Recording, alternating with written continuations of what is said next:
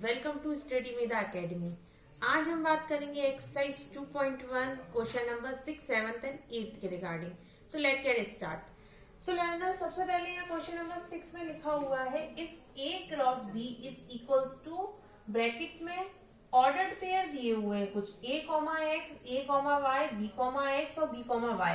तो हमें ultimately find क्या करना है, ए एंड बी। मतलब मुझे अब ए और बी की वैल्यू निकालनी है। अभी तक हम कार्टेशियन प्रोडक्ट करते आ रहे थे, अब कार्टेशियन प्रोडक्ट हमें ऑलरेडी यहाँ पर दिया हुआ है।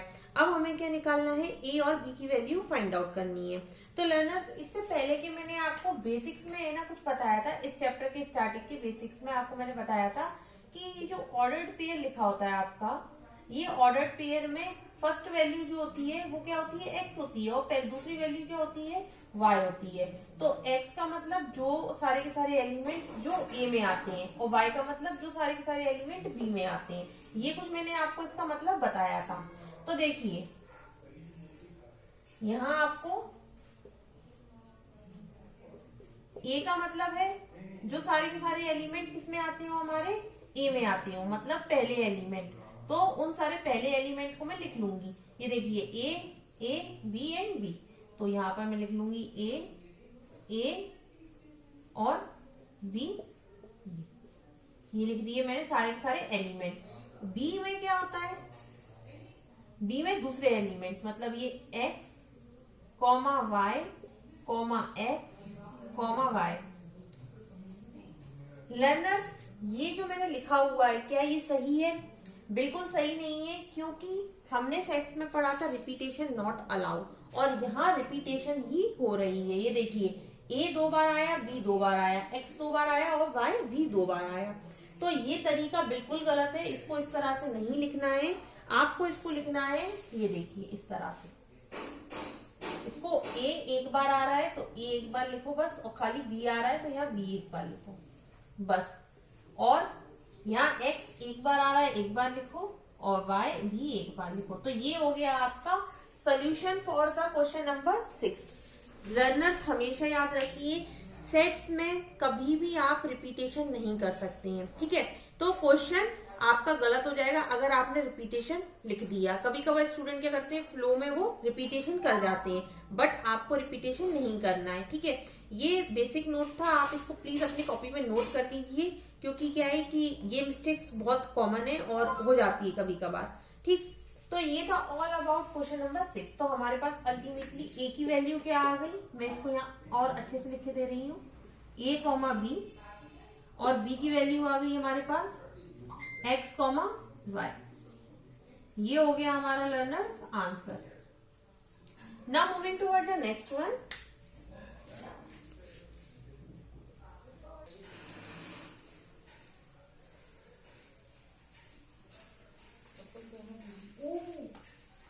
Now moving toward the question number 7। Question number 7 में लिखा हुआ है let A is equals to 1,2। A के एलिमेंट दिए हुए 1,2, बी के एलिमेंट दिए हुए 1 2 3 4, सी के एलिमेंट दिए हुए 5 6 एंड डी के एलिमेंट दिए हुए 5 6 7 8। हमें कुछ एलिमेंट्स दिए हुए हैं, उसके बाद में वेरीफाई दैट, मतलब we have to prove something. अब क्या प्रूव करना है? फर्स्ट पार्ट में दिया हुआ है ए क्रॉस, मतलब ए का कार्टेशियन प्रोडक्ट करना है किसमें, बी इंटरसेक्शन सी में, is equals to A cross B intersection A cross C. मतलब एलएचएस जो है वो आरएचएस की इक्वल करनी है हमें, ओके? सो अब वेरीफाई ये करना है सबसे पहले। और सेकंड वन में यहाँ लिखा हुआ है ए क्रॉस सी जो है वो सबसेट है किसका, बी क्रॉस सी का। तो सबसे पहले हम फर्स्ट पार्ट करेंगे, फर्स्ट पार्ट का सॉल्यूशन करेंगे। तो इसमें क्या लिखा हुआ है, A cross B intersection C is equals to A cross B intersection A cross C. तो लर्नर्स, बी इंटरसेक्शन सी मतलब बी के जो एलिमेंट्स हैं वो कॉमन होने चाहिए सी में, मतलब सी और बी के जो एलिमेंट्स हैं एक दूसरे में होने चाहिए, ठीक है? जैसे यहाँ 1 2 लिखा हुआ है तो सी में भी 1 2 होना चाहिए, या फिर यहाँ सी में 5 6 लिखा है तो यहाँ कुछ 5 6 होना चाहिए। बट हम यहाँ देख रहे हैं कि बी में जो एलिमेंट्स है वो सी में नहीं है, और सी में जो एलिमेंट्स है वो बी में नहीं है, मतलब ये दोनों में कुछ भी पार्ट कॉमन नहीं है, ठीक? मतलब बी इंटरसेक्शन सी क्या हो जाएगा, 5 हो जाएगा। लर्नर्स, इसीलिए मैंने आपको बोला था कि फर्स्ट चैप्टर जो है सेट्स, इसे आपको अच्छे से पढ़ना है, जस्ट बिकॉज ये सारे के सारे कॉन्सेप्ट सेट के ही हैं। तो प्लीज मैं आपको फिर रिक्वेस्ट कर रही हूँ कि आप सेट चैप्टर जो है अच्छे से पढ़ें। बाकी जो भी यहाँ पर रहता है छोटे छोटे पॉइंट्स या नोट पॉइंट, वो सारे के सारे मैं आपको नोट कराती रहती हूँ टाइम टू टाइम। तो देखिए यहाँ पर बी इंटरसेक्शन सी, अब बी और सी में जो कॉमन एलिमेंट्स आ रहे थे वो क्या आ रहे हैं, कुछ भी नहीं आ रहे, इसीलिए मैंने इसको 5 कर दिया। ठीक, यहाँ पर जब भी कभी भी एलिमेंट जो है वो सेम नहीं आते हैं तो हम उसे क्या कर देते हैं, 5 कर देते हैं। तो बी इंटरसेक्शन सी तो 5 हो गया। अब यहाँ दिया हुआ है ए का Cartesian product B intersection C के साथ। अब बी इंटरसेक्शन सी हो क्या गया, एक्चुअली में 5 हो गया है। तो ए इंटरसेक्शन सी क्या हो जाएगा, मैंने लर्नर्स आपको बेसिक में बताया था कि किसी भी आपका ये एलिमेंट होता है, किसी भी एलिमेंट के साथ में 5 का जब मल्टीप्लाई करते हैं, कार्टेशियन प्रोडक्ट करते हैं, तो जो रिजल्ट आता है वो क्या आता है, हमारा 5 ही आता है। तो ए क्रॉस 5, तो ये हमारा कितना रिजल्ट आ जाएगा, 5 आ जाएगा। तो अल्टीमेटली हमें LHS साइड पे क्या मिला, 5 मिला। यहाँ मैं LHS और डाल रही हूँ, LHS। ये LHS पार्ट सॉल्व किया हमें और रिजल्ट क्या मिला हमें, 5। अब देखते हैं RHS पार्ट में भी 5 मिलता है कि नहीं मिलता है। तो moving toward the RHS part, RHS part में लर्नर्स देखिए ये लिखा हुआ है A क्रॉस B, मतलब A क्रॉस B करना है पहले, A क्रॉस B मतलब कार्टेशियन प्रोडक्ट करना है, ये तो कॉमन। ठीक, उसके बाद में इंटरसेक्शन A क्रॉस C, मतलब A क्रॉस B के जो एलिमेंट होंगे वो A क्रॉस C मतलब दोनों में कॉमन होंगे। देखते हैं कॉमन होते हैं कि नहीं। तो सबसे पहले A क्रॉस B करेंगे हम, तो A क्रॉस B पता है हमें, डायरेक्ट करेंगे अब हम। तो A में जो एलिमेंट है उसका क्रॉस प्रोडक्ट करेंगे किसके साथ में, B के एलिमेंट के साथ में। तो 1,1 पहले आ जाएगा, फिर 1 का 2 में तो 1,2, फिर 1 का 3 में। मैं डायरेक्ट कर रही हूँ लर्नर्स, आपको अब प्रैक्टिस हो गई होगी करते करते ये 4 के साथ में। उसके बाद में 2,1, फिर 2,2, फिर 2,3 और 2,4।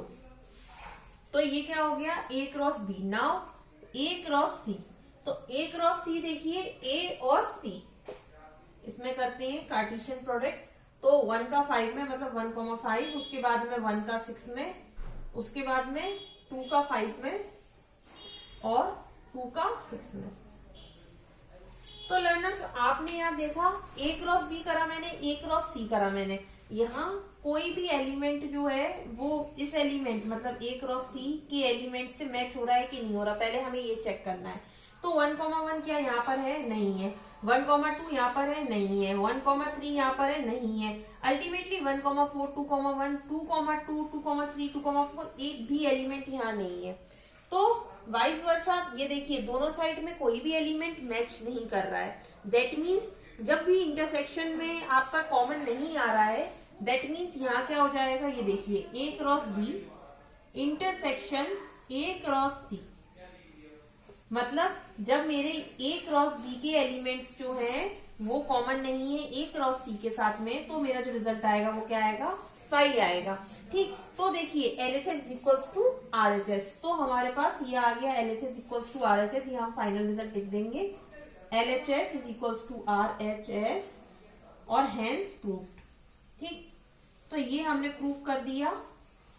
तो learners it's all about question number 7 का first part. Now moving toward the next.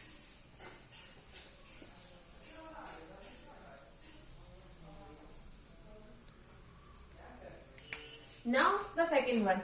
A cross C is a subset of B cross D. मैंने सबसेट्स के बारे में आपको बताती हूँ, सबसेट्स क्या होता है। यहाँ लिखा हुआ है कि A क्रॉस C जो है वो सबसेट है किसका, B क्रॉस D का। मतलब A क्रॉस C के जितने भी एलिमेंट्स होंगे वो सारे के सारे किसमें आएंगे, B क्रॉस D में। ठीक, मतलब जितने भी एलिमेंट्स होंगे A क्रॉस C के वो सारे के सारे किसमें प्रेजेंट रहेंगे, B क्रॉस D में। तब क्या हो जाएगा, A क्रॉस C जो है वो सबसेट हो जाएगा किसका, B क्रॉस D का। ठीक, तो देखते हैं पहले हम A क्रॉस C फाइंड करते हैं, उसके बाद में हम फाइंड करेंगे B क्रॉस D, फिर चेक करेंगे क्या A क्रॉस C के एलिमेंट्स जो हैं वो B क्रॉस D में प्रेजेंट हैं या नहीं है। तो देखिए सबसे पहले A क्रॉस C करती हूँ मैं, A क्रॉस C करते हैं। तो ए के एलिमेंट और सी के एलिमेंट, तो 1,5, फिर 1,6, फिर 2,5 और 2,6। तो लर्नर्स ये हो गए हमारे ए क्रॉस सी के एलिमेंट्स। उसके बाद में अब बात करते हैं बी क्रॉस डी के एलिमेंट्स के बारे में। तो बी और डी, ये रहा आपका बी और डी, इसके एलिमेंट्स के बारे में बात करते हैं। तो 1,5, फिर 1,6, 1,7, 1,8, 2,5, 2,6, 2,7, 2,8। फिर उसके बाद में 3,5, 3,6, 3,7 और 3,8। नाउ 4,5, 4,6, 4,7 और 4,8। ये मैंने कर्ली ब्रैकेट यहां लगा दिया आपका, सब में आप कॉमा लगा दीजिए, सब में आप कॉमा लगा देना है। ये देखिए सब में लगा रही हूँ। तो लर्नर्स अब हम चेक करते हैं क्या ए क्रॉस सी के जो एलिमेंट्स हैं वो बी क्रॉस डी में प्रेजेंट है या नहीं है। तो 1,5 ये देखिए ये प्रेजेंट है, 1,6 प्रेजेंट है, 2,5 और 2,6। दैट मीन्स ए क्रॉस सी जो है वो सबसेट है बी क्रॉस डी का। सो ये हो गया आपका all about question number 7। Question number 7 का सेकेंड पार्ट। तो हम यहाँ लिख देंगे पहले इसमें A cross C is an subset of B cross D. मतलब ए क्रॉस सी जो है वो सबसेट है किसका, बी क्रॉस डी का। लर्नर्स ये जो मैं आपको छोटे छोटे पॉइंट्स बताती रहती हूँ कि सबसेट क्या होता है, ऑर्डर्ड पेयर क्या होता है, तो इन्हें आप प्लीज अपनी कॉपी पे नोट करते जाया करिए ताकि आपको कोई भी प्रॉब्लम ना हो इस चैप्टर के रिगार्डिंग, या फिर अगर आपने सेट्स नहीं पढ़ा है तब भी आपको कोई प्रॉब्लम ना आए। इसीलिए मैं आपको बार बार ये चीज नोट कराती जाती हूँ कि आपको सेट्स पढ़ना है पहले। ओके, ये जो छोटे छोटे पॉइंट्स हैं इसको आप प्लीज नोट करते जाइए। Now moving toward the next one.